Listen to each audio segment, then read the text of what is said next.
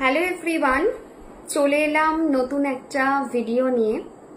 So তোমরা যারা এত বছর ধরে আমাকে ফলো করছো তারা একটা জিনিস খুব ভালো করে জানো যে কিছু ইনসিডেন্ট বা কিছু ইভেন্ট আছে যে ইভেন্টগুলোতে আমি সবসময় হিন্দু পঞ্চাঙ্গকে মেনে চলি। তার মধ্যে একটা হচ্ছে শ্রাবণ মাসের সোমবার। সো লাস্ট ইয়ার এটা নিয়ে একটুখানি তোমাদের মধ্যে কনফিউশন ছিল, যেটা আমি খুব ক্লিয়ারলি মেনশন করে দিয়েছিলাম যে আমি কিন্তু হিন্দু পঞ্চাঙ্গ মেনে শ্রাবণের সোমবার পালন করি এবং তোমাদেরকেও সেটাই সাজেস্ট করব। হিন্দু পঞ্চাঙ্গ অনুযায়ী কিন্তু শ্রাবণ মাস শুরু হয়ে গেছে। আমি জানি আমাদের এখানে যে পঞ্চাঙ্গ মানা হয় তাতে সেটা শুরু হয়নি, বাট ইয়েস, হিন্দু পঞ্চাঙ্গ অনুযায়ী কিন্তু শ্রাবণ মাস শুরু হয়ে গেছে এবং সামনেই আসছে শ্রাবণের প্রথম সোমবার। তোমরা যদি আমার মতো মেনে চলো পঞ্চাঙ্গটা, তাহলে ডেফিনেটলি শ্রাবণের প্রথম সোমবারকে সেলিব্রেট করার জন্য রেডি হয়ে যাও। নাও শ্রাবণ মাসের সোমবারে, প্রথম সোমবারে অনেক রিমেডি দেওয়া রয়েছে, তোমরা সেগুলো একটু ফলো করতে পারো। প্লাস তার পাশাপাশি অনেক রিমেডি আমি আরো শেয়ার করতে থাকবো, তোমরা সেগুলোও দেখতে পারো, সেখান থেকেও তোমরা অনেকটা আইডিয়া বা ক্ল্যারিটি পেয়ে যাবে। কিন্তু আজকের কি ভিডিও সেটা নিয়ে? না, একদমই সেটা নিয়ে নয়। আজকের ভিডিও হচ্ছে আমাদের চিঠি লেখা নিয়ে। তোমরা খুব ভালো করে জানো, প্রায় আজ থেকে 6 বছর আগে তোমাদের শেয়ার করেছিলাম নন্দীজিকে চিঠি লেখার ব্যাপারটা, কিন্তু এই বছর একটু ডিফারেন্ট ওয়েতে চিঠি লেখো নন্দীজিকে এবং একটু ডিফারেন্ট অ্যাপ্রোচ রেখে লেখো, দেখবে ভীষণ ভালো রেজাল্ট পাবে। সো শ্রাবণের প্রথম সোমবার তো পরশুদিন হচ্ছে, কিন্তু তোমরা চিঠিটা লিখবে আগামীকাল। ইয়েস, কালকে মানে সানডেতে তোমরা চিঠিটা লিখবে এবং চিঠিটা লিখে এনভেলাপে মুড়ে রেখে দেবে, বা যদি এনভেলাপ নাও থাকে প্লেন ফোল্ড করে রেখে দেবে। সোমবার দিন চিঠিটা নন্দীজিকে দেবে।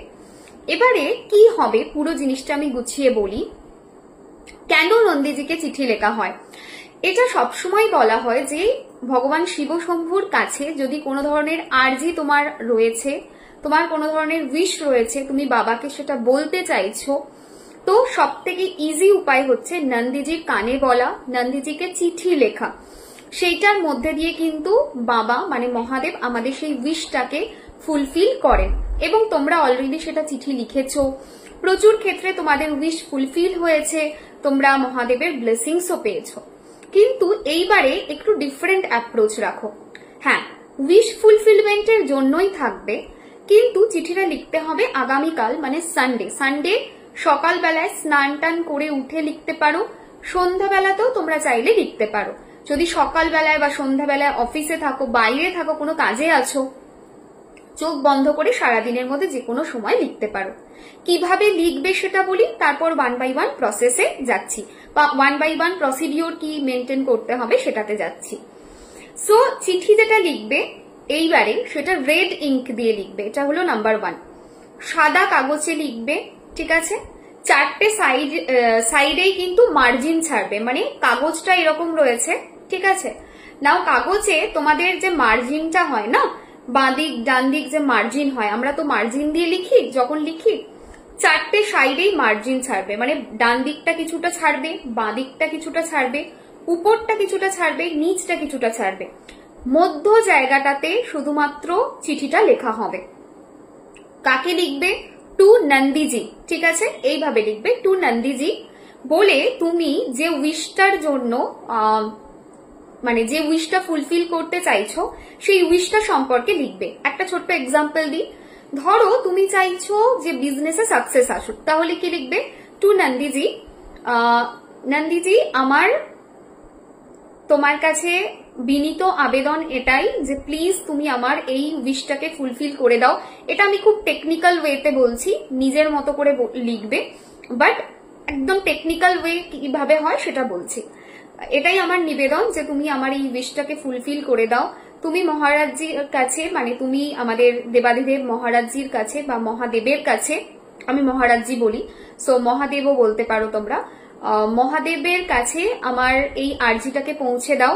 আমি জানি তুমি একমাত্র এটা করতে পারবে, আমি তোমার কাছে আর্জি লাগাচ্ছি মানেই আমি জানি যে মহাদেব সম্পূর্ণ রূপে এটা শুনছেন এবং এটাকে ফুলফিল করছেন। থ্যাংক ইউ সো মাচ আমার এই আরজিকে গ্রহণ করার জন্য। আমি চিঠিটা লিখছি এবং তোমার কাছ অবধি পৌঁছতে পারছি মানেই আমি জানি যে এই চিঠির যেটা মেন বিষয়বস্তু, আমার যে উইশ ফুলফিলমেন্ট, তুমি সেটা অলরেডি ফুলফিল করে দিচ্ছ। তার জন্যই তুমি এটা ফুলফিল করছো, তার জন্যই তুমি আমাকে দিয়ে চিঠিটা লিখিয়েছো এবং তোমার কাছ অবধি আমি এসে পৌঁছতে পেরেছি এবং চিঠিটা লিখে তোমাকে আমি দিতে পারছি। আমি জানি 100% আমি রেজাল্ট পাবই বলে থ্যাংক ইউ জানিয়ে তোমার নামটা লিখে দিলে। নাও এই চিঠিটা তুমি তোমার জন্য লিখতে পারো, তোমার ফ্যামিলি পার্সনের জন্য লিখতে পারো, যে কোনো ব্যক্তির জন্য লিখতে পারো।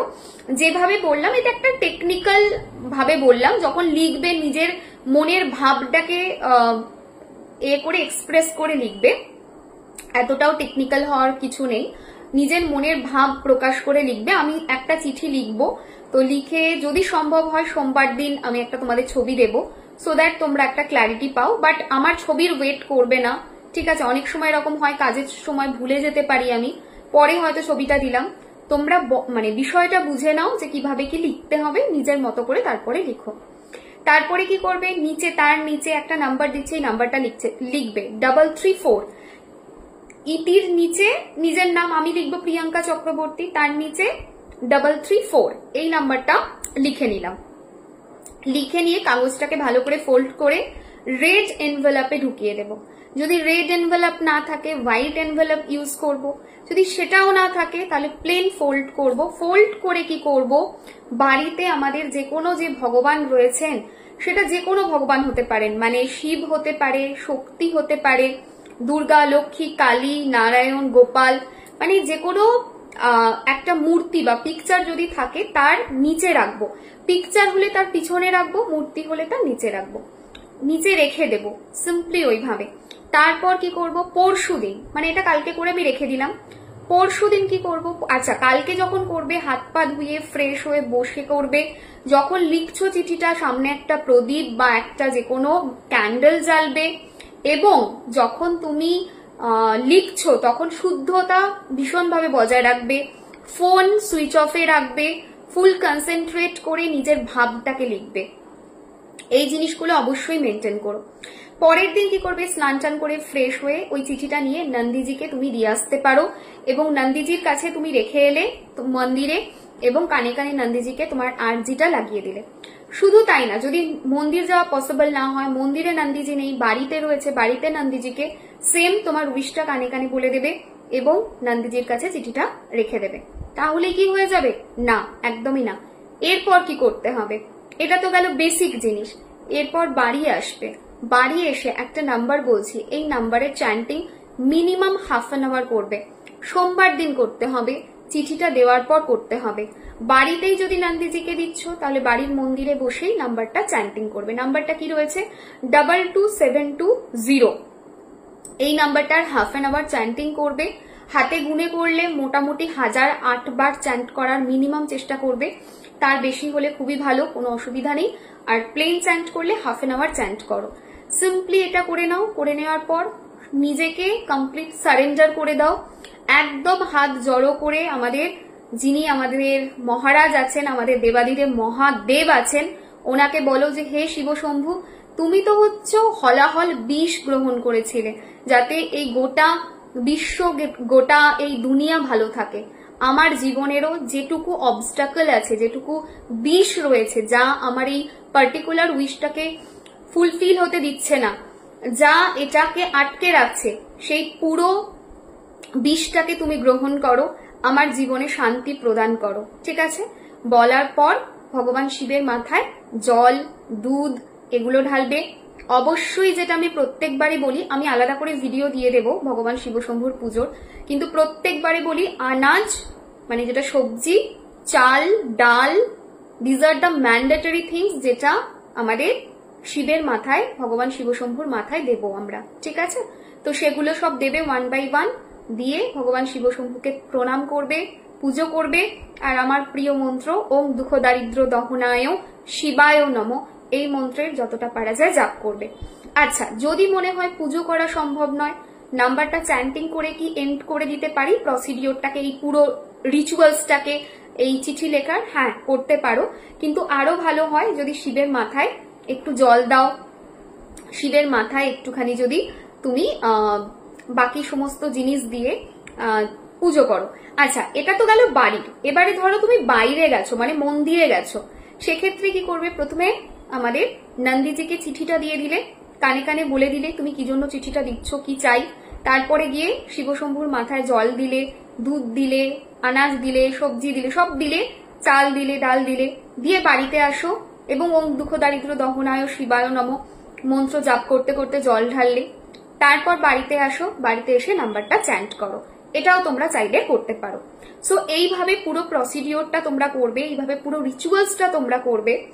আমি এটুকু বলতে পারি যে আমি যেহেতু তারকেশ্বর থেকে বিলং করি এবং আমি ভীষণভাবে বিশ্বাস করি যে বাবা সব পারেন, আমি হচ্ছি তার জলজান্ত একটা উদাহরণ বলা যেতে পারে।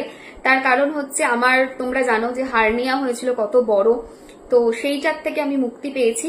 তো তোমরাও চাইলে কিন্তু এই সোমবারে তোমরা বাবার কাছে মনস্কামনা জানিয়ে তোমরা কিন্তু রোগ থেকে মুক্তি পেতে পারো। রোগ মুক্তির একটা ছোট্ট রিমেডি বলছি, যেটা আমি করেছিলাম, তোমরা করতে পারো। একটা শুকনো নারকেল নেবে, নারকেলটা কিন্তু ছাড়ানো নারকেল হলে হবে না, শীষ যুক্ত, মানে যে শীষটা থাকে সেই যুক্ত শুকনো নারকেল নেবে। শুকনো নারকেল নিয়ে বাবা ভোলানাথকে, আমাদের বাবা তারকেশ্বরের বাবা ভোলানাথকে স্মরণ করবে। স্মরণ করে যে কোনো ভোলানাথকেই করতে পারো, বাট তারকেশ্বরের কেই স্মরণ করে আমার ভালো হয়েছিল, তো আমি আমার প্রসিডিওরটাই তোমাদের শেয়ার করছি। ওনাকে স্মরণ করবে, স্মরণ করে বলবে যে আমার পার্টিকুলার এই রোগটা রয়েছে, এই রোগ থেকে তুমি মুক্তি দাও বলে কোথাও একটা ওই কোকোনাটটাকে তুলে রাখতে হবে। আমাদের দেশের বাড়িতে না বাংকার সিস্টেম ছিল, আগেকার বাড়ি তো বাংকার সিস্টেম ছিল, বাংকারে রাখা থাকতো, ঠিক আছে। তো আমার মা কি করতো, রোজ ধূপ দিত, জল দিত একটুখানি। আর দুটো আমাদের নারকেল রাখা হয়েছিল, দুটো আলাদা আলাদা পারপাসে, দুটো পারপাসই আমার সলভ হয়েছে। সো যাই হোক, আমি রোগেরটা বলছি। রোগের যেটা রয়েছে সেটাকে একদম একটা শীষযুক্ত নারকেল নিয়ে রেখে দাও, ভোলানাথকে স্মরণ করে যে বাবা প্লিজ আমার এই রোগ থেকে মুক্তি দিও, আমি তোমাকে গিয়ে পুজো দিয়ে আসবো। দেন এভরিডে ধূপ জল দেখাও। তোমার মন্দির যদি থাকে ভালো, সেখানেও রাখতে পারো, টেম্পলে রাখতে পারো, তোমার যদি আলাদা ঠাকুর ঘর থাকে বাড়ির মধ্যে সেখানে রাখতে পারো। সো কোনো একটা ভালো আলাদা জায়গায় রেখে দাও, রোজ ধূপ জল দেখাতে থাকো এবং যখন ভালো হয়ে যাবে তখন গিয়ে বাবাকে ভালো করে পুজো দিয়ে এসো। বাবার এই পুরো যে শ্রাবণ মাসটা চলে, শ্রাবণ মাসে বাবার ওখানে হত্যা দিয়ে পড়ে থাকে, মানে আমি সত্যি বলছি, এগুলো হচ্ছে কি বলতো, বিশ্বাসে মিলায় বস্তু তর্কে বহুদূর। যারা ভগবানে বিশ্বাস করে না তাদের কাছে এটা গ্যাঁজাখুরি গল্প মনে হবে, বলে কি বলছে, এখনকার দিনে এইসব হয়। বাট ট্রাস্ট মি, শ্রাবণ মাস হলে একবার তারকেশ্বর যেও, ভক্তি কাকে বলে দেখতে পাবে। হত্যা দিয়ে পড়ে থাকে মানুষ, রোগ থেকে কিভাবে মুক্তি পায়, মানে সেটা বলে বোঝানোর নয়। সো এই শ্রাবণ মাস অনেক কিছু দিতে পারে, অন্তত আমি এটা ভীষণভাবে বিশ্বাস করি। বাবা হচ্ছেন আশুতোষ, বাবা অল্পেতে সন্তুষ্ট হন। বছরের পর বছর ধরে তোমরা এই বাবাকে না, মানে বাবার ভক্ত নন্দীজিকে তোমরা চিঠি লিখছো, চিঠি লিখে তোমরা খুব ভালো রেজাল্ট পাচ্ছ। এইবারে চিঠিটা সোমবারে না লিখে রবিবারে লেখো। রবিবারে লিখে যে প্রসেস বললাম এটা মেনটেন করে দেখো, অ্যান্ড পজিটিভ মাইন্ডসেট রেখে করবে, সম্পূর্ণ বিশ্বাস রেখে করো, দেখবে ঠিক তোমরা রেজাল্ট পাবে এবং পেতেই হবে, মানে এটাতে আমার কোনো সন্দেহের অবকাশ নেই। আমি একটা জিনিস খুব বলি বাড়িতে, জানি না এখানে বলাটা ঠিক কিনা, শ্রীকৃষ্ণ, আমি নিজে ভীষণ কৃষ্ণ ভক্ত, রাধারানীর ভক্ত, কিন্তু কঠিন, কৃষ্ণ কিন্তু কঠিন, ঠিক আছে। রাধারানী সহজ, রাধারানী মায়া, রাধারানী হচ্ছে ভীষণ দয়া, কৃষ্ণ শক্ত, কৃষ্ণ ভক্তি কিন্তু কঠিন ভক্তি, ঠিক আছে না। এরকম নয় কিন্তু যে শ্রীকৃষ্ণ সাড়া দেন না, সেটা আমি বলছি না। ভীষণ ভাবে কৃষ্ণকে যারা ভালোবাসে তারা জানে যে তারা কেন বাসে, মানে তাদের কাছে সেইটুকু ক্লিয়ার, ঠিক আছে। কিন্তু আমি এইটুকু বলতে পারি, তোমরা যদি কেউ এখানে থাকো যে শৈব ভক্ত, ট্রাস্ট মি, মানে নিজের ভক্তিতে 1% সন্দেহ করো না। বাবা হচ্ছেন খুব সহজে, খুব অল্পতে সন্তুষ্ট হন, পরীক্ষা নেন না, একদম পরীক্ষা নেন না। বাবা খুব সহজে মনের মনস্কামনা পূর্ণ করেন, যার জন্য না যখনই আমি কোনো মহারাজের সঙ্গে, কোনো মহারাজজির সাথে আমার কথা হয়। ইভেন এবারে আমি যখন শৈব মন্দিরে গিয়েছিলাম একটা, এবং আরো অন্যান্য মন্দির ভিজিট করেছিলাম যখন এতে গিয়েছিলাম কামাখ্যায়, তখন গিয়ে আমি যখন বলছিলাম আমি রাধারানী শ্রীকৃষ্ণের ভক্ত, আমাকে বলছিল একটা কথাই, তুই খুব কঠিন পথটা নিয়েছিস রে মা। সত্যি কঠিন, কিন্তু শৈব সাধনা অনেক সহজ সাধনা। শৈব সাধনা নিয়ে পরে নয় কথা বলা যাবে, সেই জায়গাটা এখনো পর্যন্ত আমার মনে হয় না যে তৈরি হয়েছে আমার, যে আমি শৈব সাধনা নিয়ে কথা বলতে পারি। বাট হ্যাঁ, ইন ফিউচার ডেফিনেটলি আমি চেষ্টা করবো অল্প করে এটা নিয়ে কথা বলার। কিন্তু এতটুকু বলতে পারি, যেহেতু জন্ম তারকেশ্বরে, ছোট থেকে এই সময়টাকে দেখেছি, প্রচুর মানুষকে উপকৃত হতে দেখেছি, নিজে উপকৃত হয়েছি, আমার হার্নিয়া পুরো উইদাউট অপারেশন ভালো হতে দেখেছি। এই সমস্ত ঘটনা দেখে, এবং যখন এখন প্রচুর মানুষজনের সঙ্গে, গুণী মানুষজনের সঙ্গে কথা হয়, তারা সবাই একটা কথা মানে একদম 1 সেকেন্ডে যারা সেটা মেনে নেন, সেটা হচ্ছে শৈব সাধনা খুব সহজ সাধনা। শিব অল্পেতে সন্তুষ্ট, তাকে পুজো করো। যদি কষ্ট পাচ্ছ, দুঃখ পাচ্ছ, তার কাছে শরণাপন্ন হও, দেখবে খুব তাড়াতাড়ি রেজাল্ট পাবে। কার কাছে শরণাপন্ন হবে সেটা তো তোমার মন বলবে। যেমন আমি বলি যে আমি এত কঠিন জেনেও আমি সেই রাধাকৃষ্ণের দিকেই যাই, কিন্তু ব্যাপারটা হচ্ছে শ্রীকৃষ্ণের দিকেই যাই। রাধারানী তো মায়া, ভীষণভাবেই করুণার প্রতীক বলা হয় ওনাকে। করুণার মানে করুণা, শি হ্যাজ দ্যাট এনার্জি, যে প্রচন্ড সন্তানের কষ্ট উনি দেখতে পারেন না। যাই হোক, কিন্তু আমি এটাও ভীষণভাবে বিশ্বাস করি যে শিবশম্ভুর ব্লেসিংস আমাদের লাইফে অনেক কিছু আনতে পারে। শিব কিন্তু আদি, শিব কিন্তু অনন্ত, ঠিক আছে? অবশ্যই ভগবান শিবশম্ভুর এই গোটা মাস চলছে, পাবন মাস এটাকে বলা হয়, অ্যান্ড ভীষণ একটা অসপিশিয়াস মান্থের মধ্যে দিয়ে যাচ্ছি। ভালো করে মাসটাকে কাটাও, যতটা পারো সাজ শৃঙ্গার করো, অ্যান্ড রেড হোয়াইট এই দুটো কালারকে এই মাসে ইউজ করো। আরেকটা জিনিস, জল বেশি করে খাবে এই গোটা মাসটাতে। আরো একটা জিনিস যেটা ভীষণই ইম্পর্টেন্ট, সেটা হচ্ছে সবুজ বা লাল চুড়ি অবশ্যই পরো। সবুজ চুড়ি বা লাল চুড়ি পরতে পারো। আমি এবারে সবুজ চুড়ি প্রতি বছর পরি, অ্যাজ এটা মাদার আর্থের সাথেও কানেক্ট করা হয়। বাট এবারে ভেবেছি সবুজেতে লালেতে মিক্স করে পরবো। আমার এখনো পরা হয়নি, বাট ইয়েস, সবুজ লাল মিক্স করে পরবো। এই মাসে চুড়ি পরতে পারো। এই মাসটাতে যেটা অবশ্যই করবে সেটা হচ্ছে চেষ্টা করো, অ্যাটলিস্ট চেষ্টা করো ননভেজটাকে অ্যাভয়েড করার, ঠিক আছে? মাছ, মাংস, ডিমটাকে যতটা পারা যায় অ্যাভয়েড করার। যতটা পারা যায় প্রসপ্যারিটি মেনটেন করে চলার চেষ্টা করো। যতটা পারা যায় নিজের মধ্যে সেই স্নিগ্ধতাটা আনার চেষ্টা করো। যতটা পারা যায় নিজের মধ্যে সেই মায়া, মমতা ইত্যাদি জিনিসগুলো আনার চেষ্টা করো। গোটা মাসটা কিন্তু শুধুমাত্র শৈব মাস নয়, শৈব মান্থ নয়, এই মাসটার কিন্তু আরো অনেক জায়গা আছে, আরো অনেক গুণাগুণ রয়েছে। সো এই মাসটা কিন্তু মাদার আর্থের জন্যও এই মাসটাকে সেলিব্রেট করা হয়। অবশ্যই সেটা মাথায় রেখো, এবং খুব ভালো থেকো, সুস্থ থেকো। আর আজকের মতো ভিডিওটা এন্ড করছি। সবাই ভালো থেকো, টাটা।